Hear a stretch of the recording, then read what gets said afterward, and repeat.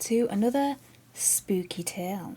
Today is the turn of The Shadow, and The Shadow was written and published by Hans Christian Andersen on the 6th of April 1847, and subsequently republished Christmas 1847. But this is not a Christmas tale, and he republished it every few years since. Now, the idea for this tale is attributed to another tale published some 30 years earlier in the year 1814, a tale by the name of Peter Schneel's Miraculous Story by Edelbert von Chasimo. I am butchering these, I am sorry. And this was a short tale about a man who sold his shadow to the devil in order for a bottomless wallet.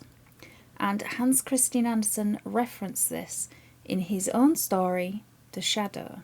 And The Shadow, in its turn, influenced a story by Oscar Wilde called The Fisherman and His Soul. Soul as in mortal soul, not the soul as in fish. Now, this tale opens with a scholar who normally resided in a cold northern country, travelling to a very hot country, and he expected to be able to go about in the same clothes that he did in his cold country in the hot one, but of course that didn't work. He and all the other sensible souls around had to stay indoors. Now, the narrow street where the high houses in which he resided were so situated that the relentless sun beat down on them from dawn until dusk. There was no respite. Now, for this young and clever scholar, who was used to being in the cold north, he found the heat beat down relentlessly, and he felt as if he was sitting in a baked oven.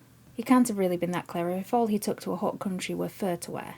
He became exhausted by the temperature, and he suffered greatly with it. He became very thin, and his shadow shrank much smaller than it had been at home. It was only in the evenings that the man and his shadow began to recover.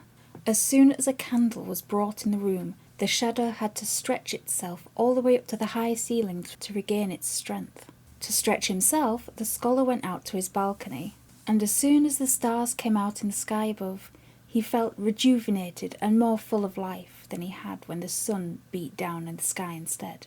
Now, the young scholar found himself living on a very busy, bustling street.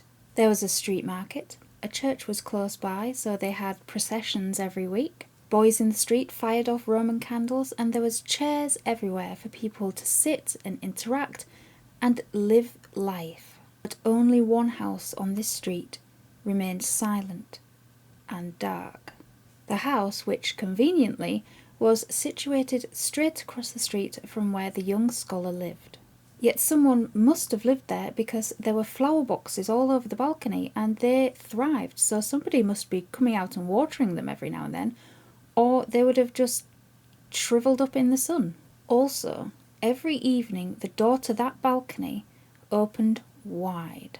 Inside all remained darkness, but you could hear the distant sound of music coming from out of the balcony door.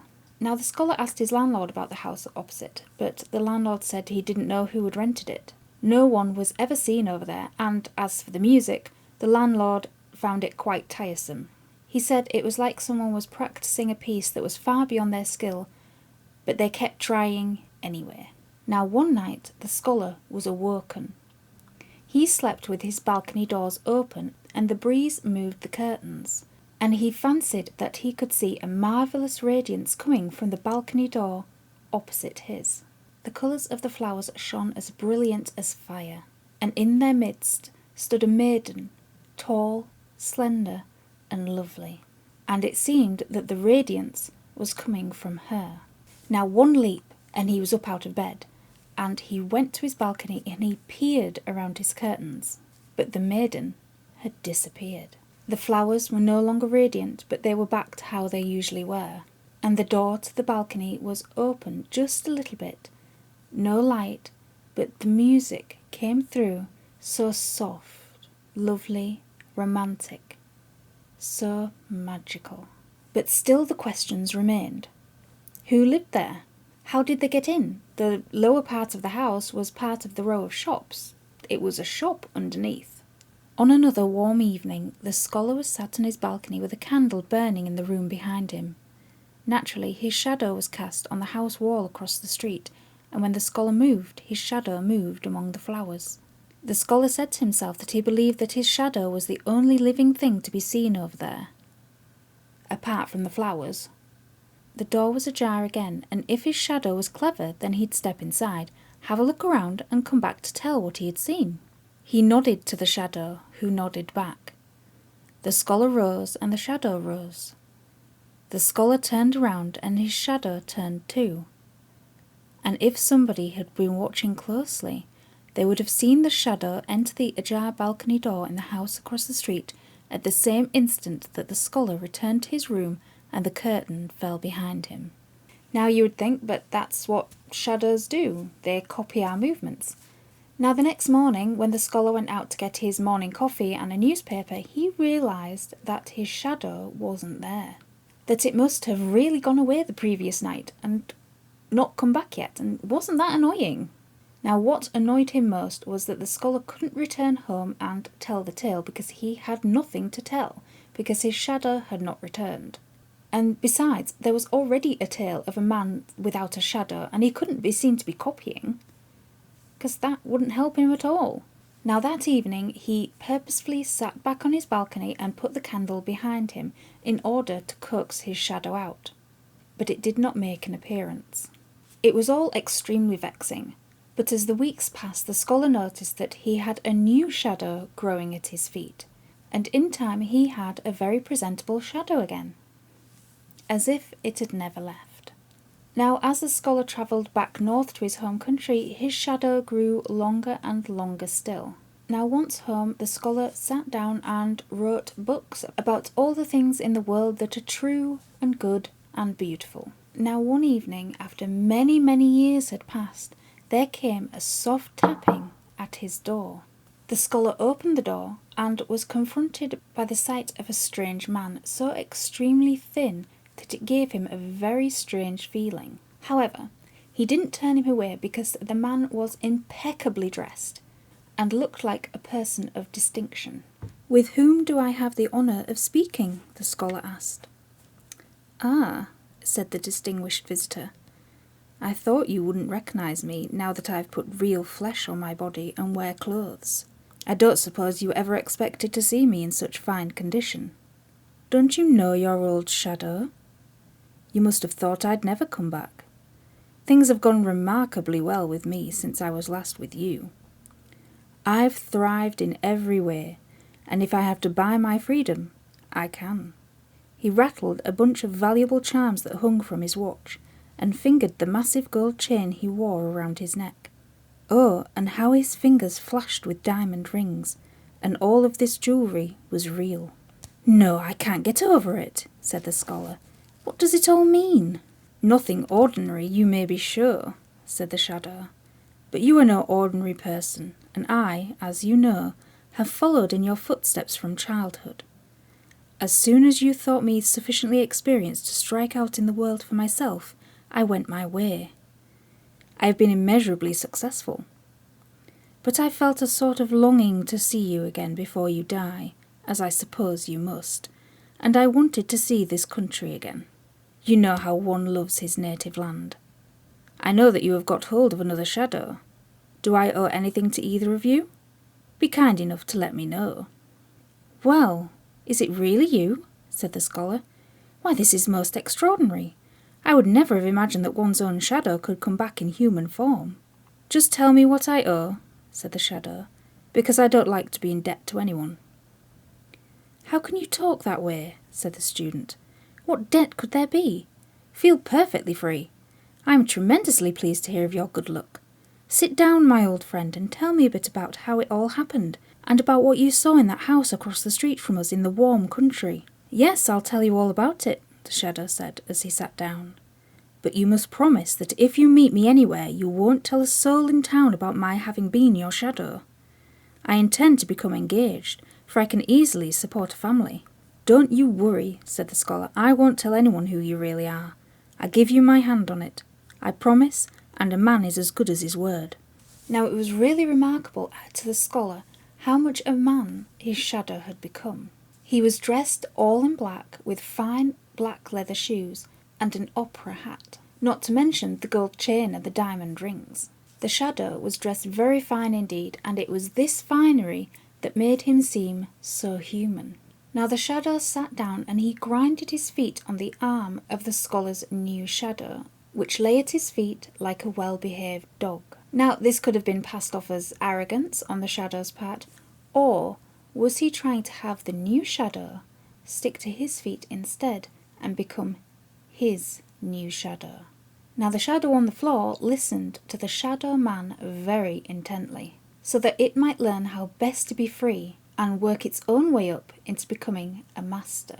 The shadow told the scholar that he knew who lived across the street in that hot country, and she was Poetry herself, that he had lived there for 3 weeks reading all that had been written, that he had seen it all, and that he knew everything there was to know.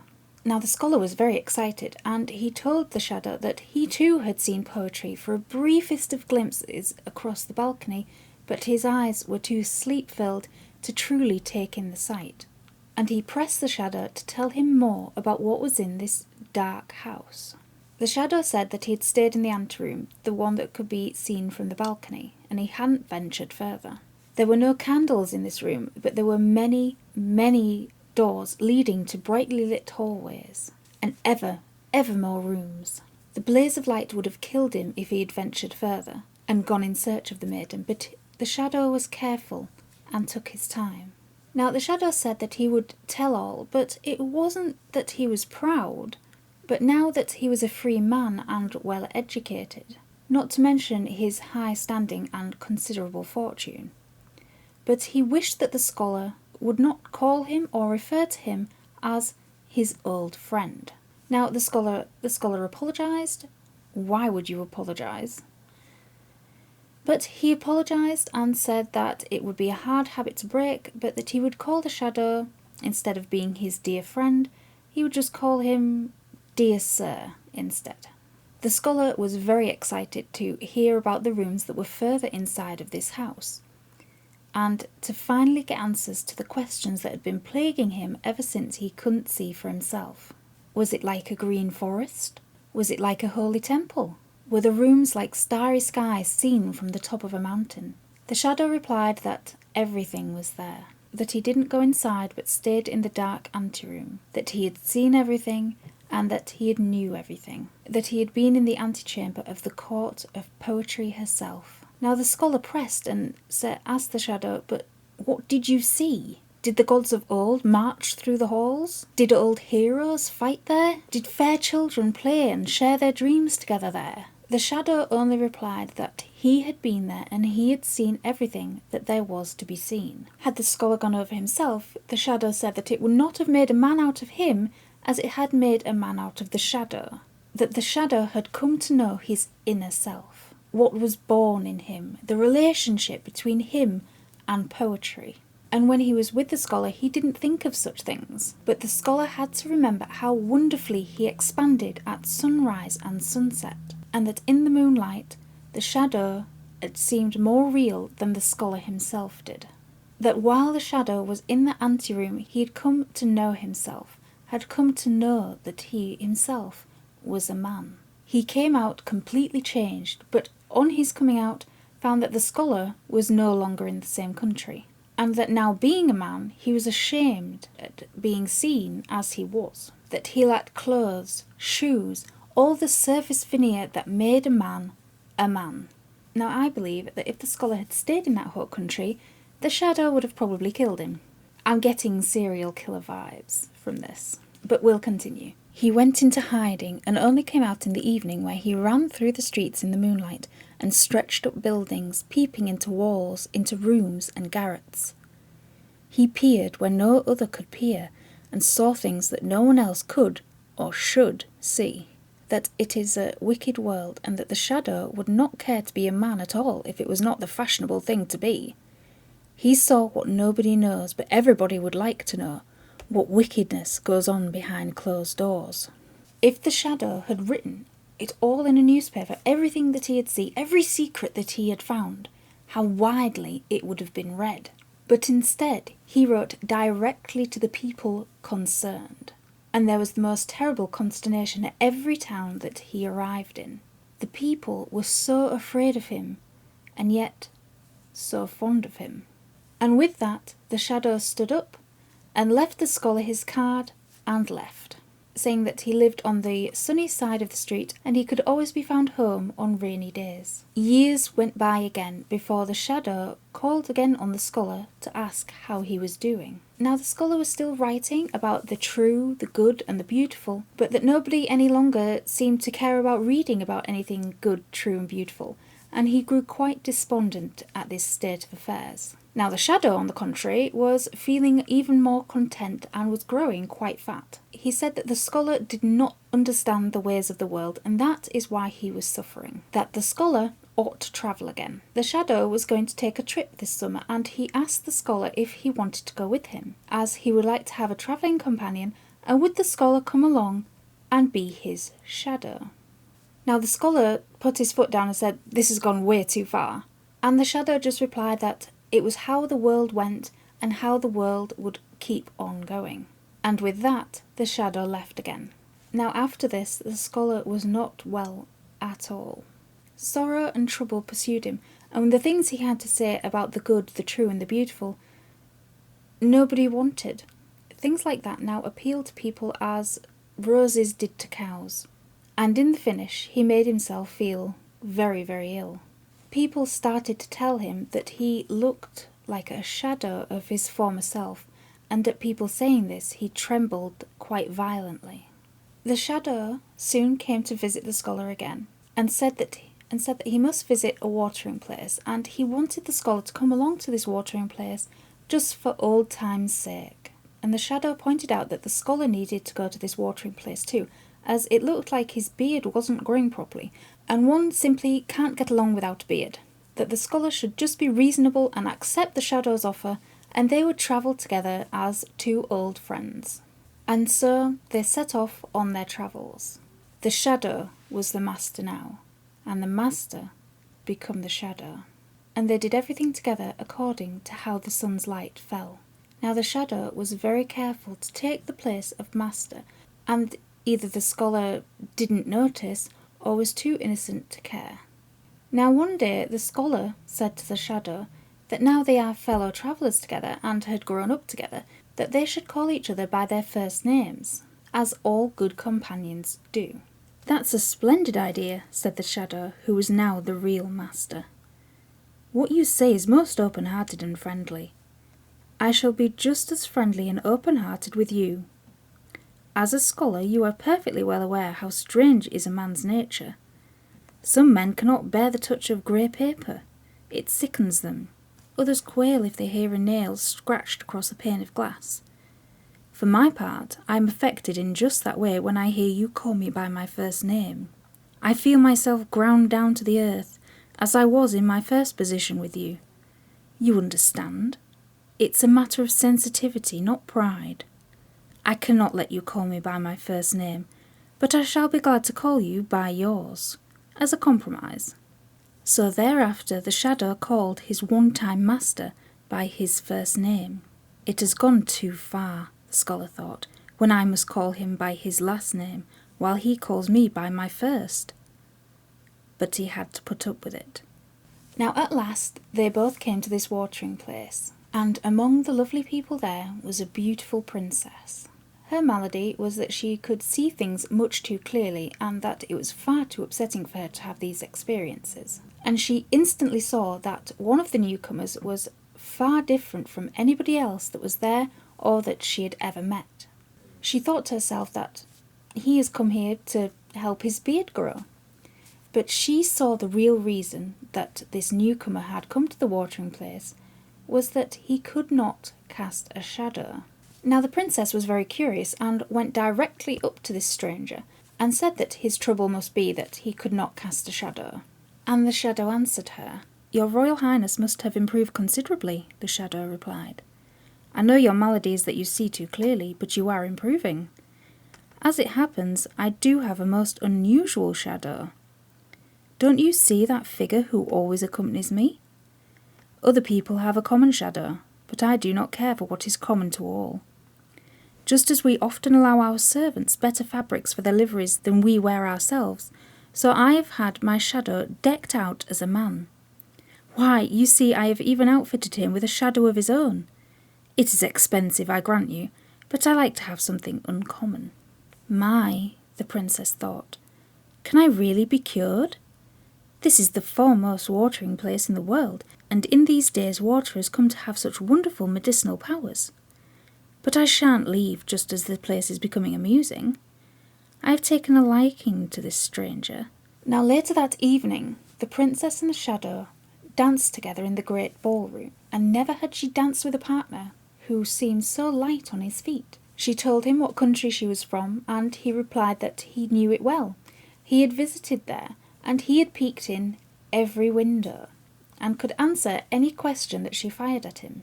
His knowledge of her country and everything in the world impressed her so much that while they were dancing, she fell in love with him. The shadow could tell, as her eyes were transfixed on his. They danced together again, and the princess came very, very close to telling the shadow that she loved him, for she did not know that he was a shadow. But she restrained herself because she had to think of her country, her people, her throne, and these are who she would rule over, so the person who had to rule beside her must be the most perfect match. She thought to herself that he was clever, he was a wonderful dancer, and all these things were very, very good, but was his knowledge just superficial? She had to know more, and so she spent more time with him. Now tactfully, she began asking the shadow the most difficult questions that even she did not know the answer to. "Then what's the point in asking them?" And the shadow made a wry face. He replied that he knew all that in childhood, and he believed that he was so clever that he could even have his shadow, who stood by the door, answer her questions. The princess replied that it would be remarkable for a shadow to have a voice, and to be able to not only have a voice, but to answer her questions. Now the shadow was inclined to think so, because his shadow, really the scholar, had followed him about for years and knew everything that he did. But he said to the princess to be cautious when addressing his shadow, really the scholar, because his shadow was proud at being able to pass for a man and wanted to be addressed as such, and that if he was to be in the right frame of mind to answer all of her questions, then she had to treat him as she would any other human. So the princess went to the scholar by the doorway and asked him about the sun, the moon, the stars, all different things in the world, and about people, about what they are like on the inside versus what they are like on the outside. And the scholar, of course, answered her wisely and well, and the princess was very impressed, and thought that what a man this stranger must be to have a shadow able to be articulate like that, and that he would be an ideal match for her and her country. Now after this, the princess and the shadow came to an understanding, but no one was to know about it until they returned to her kingdom, especially not his own shadow, and of course the shadow had his own reasons for keeping this match from the scholar. Finally, they came to the country that the princess ruled, and the shadow at last took the scholar aside. "Listen, my good friend," the shadow said to the scholar. "I am now as happy and as strong as one can be, so I'll do something very special for you. You shall live with me in my palace, drive with me in my royal carriage, and have $100,000 a year. However, you must let yourself be called a shadow by everybody. You must not ever say that you have been a man, and once a year, while I sit on the balcony in the sunshine, you must lie at my feet as shadows do. For I tell you, I am going to marry the princess, and the wedding is to take place this very evening." "No, that is going too far," said the scholar. "I will not. I won't do it. That would be betraying the whole country and the princess too.